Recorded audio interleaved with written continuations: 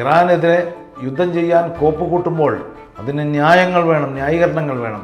ആ ന്യായീകരണമായിട്ട് ഏറ്റവും കൂടുതൽ ഇസ്രായേലിനും അമേരിക്കയ്ക്കും പറയാനുണ്ടായിരുന്നത് ഡെത്ത് ടു ഇസ്രായേൽ എന്നും ഡെത്ത് ടു അമേരിക്ക എന്നും അല്ലെങ്കിൽ ഡെത്ത് ടു സാത്താൻ എന്നുമൊക്കെ ഇവർ മുദ്രാവാക്യം വിളിച്ചു എന്നുള്ളതാണ്.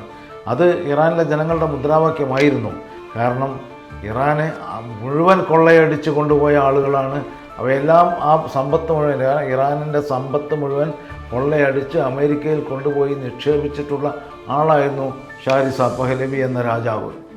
അങ്ങനെ ചെയ്യാനുള്ള സൗകര്യം ചെയ്തു കൊടുത്തത് അതിൻ്റെ മുൻ പ്രസിഡൻറ്റിനെ വധിച്ചുകൊണ്ടും 1959 ഇറാനിലെ എണ്ണ ദേശസൽക്കരിച്ചതിൻ്റെ പ്രതികാരമായിട്ട് ആ ഭരണകൂടത്തെ നിഷ്കാസനം ചെയ്തുകൊണ്ട് അതിനെ പ്രവർത്തിച്ചതും ഇതേ അമേരിക്കയായിരുന്നു. ഇറാൻ മാത്രമല്ല, നേരത്തെ ഇറാഖിനെ പറ്റി പറഞ്ഞു, സിറിയ, ലെബനോൺ, ലിബിയ, ഈ രാജ്യങ്ങളെല്ലാം തന്നെ ഇതേ പ്രകാരത്തിൽ നശിപ്പിക്കുകയും അവിടെയൊക്കെ തന്നെ പ്രതിവിപ്ലവമോ അല്ലെങ്കിൽ അട്ടിമറിയോ ഒക്കെ നടത്തുകയും ചെയ്തുകൊണ്ടുള്ള പരാക്രമങ്ങളാണ് ഈ സാമ്രാജ്യ ശക്തി നടത്തിക്കൊണ്ടിരിക്കുന്നത്.